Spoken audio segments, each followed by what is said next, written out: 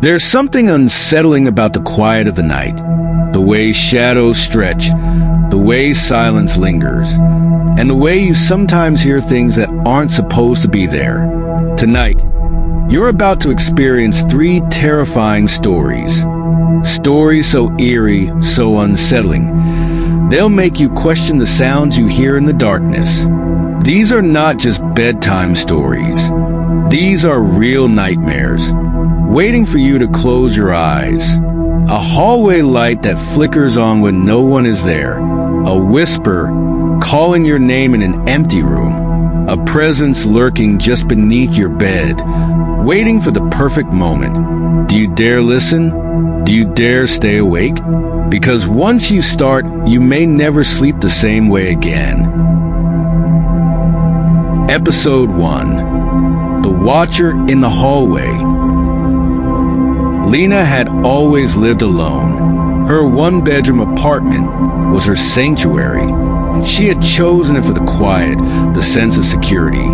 Unlike her last apartment, where the neighbors argued at all hours and the walls were too thin, here she felt at peace. Or at least, she used to. For the past few nights, something had felt wrong. It started with small things. Objects in her apartment weren't where she left them. A missing mug, her keys placed on the counter instead of the hook. Little details she could have ignored. Then came the noises. It wasn't the usual sounds, pipes expanding or the building settling. These were different, deliberate, a soft tap, then silence. A faint creak, as though someone was shifting their weight in the hallway. And finally, the worst part, the hallway light. The first night. Lena followed her usual nighttime routine. Lock the door, check the windows, turn off the hallway light, crawl into bed, fall asleep. Except, as she rolled onto her side, about to close her eyes, she saw it. A faint glow stretching under her bedroom door. The hallway light, the one she always turned off, was on. Her breath caught in her throat. Had she forgotten? No. She knew she'd turn it off. She sat up, heart thudding, staring at the strip of light beneath the door. And then she heard it. Footsteps. Slow, deliberate, just outside her door. Her skin prickled. She lived alone. No one had a key. The building had security cameras. There was no way someone was inside. The footsteps stopped. Then, the doorknob rattled. Her stomach clenched. It wasn't aggressive. It wasn't an attempt to break in. It was testing, seeing if the door was locked. She sat frozen, too afraid to breathe. Then, a whisper, right outside the door. "I know you're awake." She clamped a hand over her mouth, squeezing her eyes shut. She stayed that way for what felt like an eternity. Then, just as suddenly as it started, silence.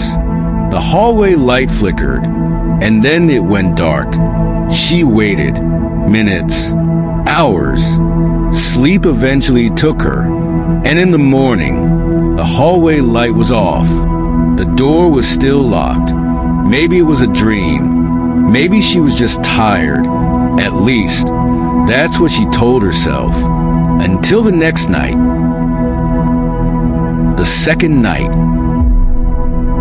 Lena refused to let paranoia win. That night, she double-checked everything. Locked the door, turned off the hallway light, even placed a small glass of water just inside her bedroom door. A test. If the door moved, the water would spill. She fell asleep watching the door, and then something woke her up. A feeling. That same presence. The air felt thick, pressing down on her chest. She opened her eyes and froze. The hallway light was on, and the door, it was open, just an inch. Her breath stuttered. Her gaze flicked to the glass of water, still upright, untouched. That meant whatever had opened the door hadn't stepped inside. It had just been watching. Her body shook as she slowly reached for her phone. 3:07 a.m. Her fingers fumbled to turn on the flashlight, but the moment the beam hit the doorway, the light went out. Pitch black. She couldn't move, couldn't scream. For the rest of the night, she stayed awake, clutching the blanket.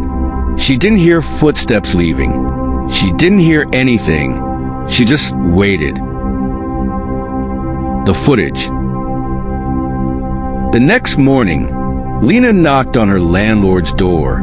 "Something's wrong with my apartment," she said, trying to keep her voice steady. "I need to see the hallway camera footage." He frowned but agreed. The footage was clear. At exactly 3:07 a.m., her bedroom door creaked open. Slowly, carefully, but the hallway, it was empty. No one was there. No movement. No shadow. Just nothing. Lena felt sick. Faulty latch, maybe. The landlord mumbled. Could just be the air pressure. She didn't argue, but she knew the truth. It wasn't a latch. It wasn't the air. Something had been there, and it would come back. The final night. Lena couldn't sleep. She barricaded the door with her dresser, left every light on. It didn't matter, because at 3:07 a.m., the air shifted. The room grew ice cold, and then a knock, soft, gentle, then breathing, low, ragged, waiting. Lena's skin crawled. It didn't try the doorknob this time, didn't whisper. It just stood there. The air around her bed felt wrong. Then the dresser moved. Not much, just a fraction of an inch. Enough for the door to shift open. A sliver. She squeezed her eyes shut. And then a voice. "I see you." Cold air rushed into the room. The bed creaked as if someone sat down. Then nothing. Silence. Lena didn't open her eyes. She didn't move. She waited for morning, and when the sun finally rose, the door was wide open. Her dresser was pushed back, and in the mirror across the room, she saw it, a tall, thin shadow, standing behind her, smiling. Lena left the apartment that same day, didn't even pack. She drove straight to her friend's house across town. A few months later, she searched for information about her old apartment. She found a report. A woman had lived there before her. She was found dead in her bedroom. The door locked from the inside. No signs of forced entry. No struggle. But the security footage? It showed her door opening. At exactly 3:07 a.m., no one was ever found. No cause of death determined. But late at night, in that old apartment, the hallway light still flickers on. And somewhere, a whisper waits. If you enjoyed this, like, comment, and subscribe for more scary stories to fall asleep to. And if you wake up at 3:07 a.m. and see your door open, don't move. You never know who or what is watching. Episode 2. The Thing Under the Bed. Tom never believed in ghosts. As a rational man, he dismissed every creak, every shadow, every cold draft in his apartment as nothing more than the quirks of an old building. Until the night he woke up, paralyzed. His body wouldn't move. His arms, his legs, completely frozen. But his mind, fully awake. And that's when he felt it. Something was under his bed, waiting, watching, and breathing. The first night. Tom had lived in his apartment for nearly 3 years. A quiet place on the third floor. Nothing special. He worked long hours, often coming home exhausted, throwing himself onto his bed without much thought. That night was no different. He finished dinner, watched TV, brushed his teeth, then collapsed onto his bed. The storm outside rattled the windows. Then at 3:12 a.m., something woke him. Not a sound, not a nightmare, a feeling, a deep, unsettling awareness that something was wrong. His body was frozen. He could move his eyes, but nothing else. Sleep paralysis. He had read about it before, but this felt different, because under his bed, he could hear it. Something was there. The sound was faint, rhythmic. Then the mattress shifted. A small, subtle pressure near his feet. A hand. Something cold. His heartbeat thundered in his ears. His mind screamed at his body to move, to get up, to run, but he was trapped. Then came the whisper, right under the bed. "Found you." His body jolted. Suddenly, he could move. He sat up fast, gasping. The air was still. His room looked exactly the same, except the closet door was slightly open, and he never left it open. Tom didn't sleep the next night. He convinced himself it had been a hallucination, a mix of exhaustion and sleep paralysis. But deep inside, he knew better. Still, he went about his routine, brushed his teeth, locked his doors. But before crawling into bed, he did something different. He grabbed his phone and set it to record, just in case. And at 3:12 a.m., something woke him. He didn't move at first. His eyes darted to the phone on his nightstand. Then, the scratching started. He could hear it. Something dragging its nails. A low, hungry breathing. His stomach clenched. Then, his blanket began to slide. Not all at once. Slowly, like something was pulling it from the foot of the bed. Tom's breath hitched. His arms felt weak, his fingers trembling. Then, silence. The weight vanished. His body unlocked. Heart hammering, he lunged for his phone. His hands fumbled as he stopped the recording. And when he replayed the audio, there was nothing. No scratches. No breathing. Just the sound of him sleeping. But just as he was about to shut it off, he heard it. A single, whispering word. Soon. The next day, Tom searched for answers. He scoured forums, reading about creatures that lived under beds, waiting. Most of it was nonsense. Then one post stood out. A man, describing something almost identical to Tom's experience. It starts with a feeling, a presence. It scratches the floor. Then one night, it touches you. Tom's stomach turned. He scrolled down. The last comment sent a chill through him. Once it whispers your name, it's already inside your house. The third night, Tom refused to sleep. He set up his laptop camera to record him through the night, placed his phone under the bed, facing outward. He turned off the lights and waited. At 3:12 a.m., exhaustion began pulling at him. His eyes grew heavy. Then, his eyes snapped open. It was here. His limbs felt leaden, his breathing shallow. Then his phone vibrated. A notification. A new video. It had been recording under the bed. Tom's stomach churned. His thumb hesitated before pressing play. The screen was dark. Then a movement. Something was shifting in the shadows. A hand. Pale. Thin. Fingers too long. The hand dragged itself across the floor. Then a face appeared. Hollow black eyes. Smiling. Then, in a glitching, jerky motion. The face turned toward the camera. It knew he was watching. Then, the screen went black. A final frame remained. The thing was gone. But in the corner of the video, his blanket was moving, as if something had just crawled into the bed with him. Tom didn't sleep, didn't move.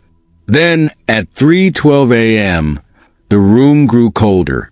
The floorboards creaked. A single whisper, right beside his ear. "Time's up." His blankets yanked away. Something grabbed his ankle. Long fingers. Ice-cold skin. He screamed. His body jerked downward. It was pulling him. Under the bed. His hands clawed at the mattress, kicking, thrashing. His fingers slipped. Then he fell. Fell into blackness. Endless blackness. His screams vanished. The room was silent again. The bed? Empty. And under it, just darkness. The next morning, Tom's apartment was empty. His bed was untouched. His phone lay on the floor, recording. The final seconds of the footage, the bed, still. Then, a single whisper, "One down." And if you ever wake up and feel something watching you from the floor, don't look. You might not like what's looking back. Emma had always been a logical person. She didn't believe in ghosts, demons, or monsters lurking in the dark until she moved into a house on Willow Lane, a house that kept secrets and a presence that whispered to her every night. Emma had never been afraid of being alone.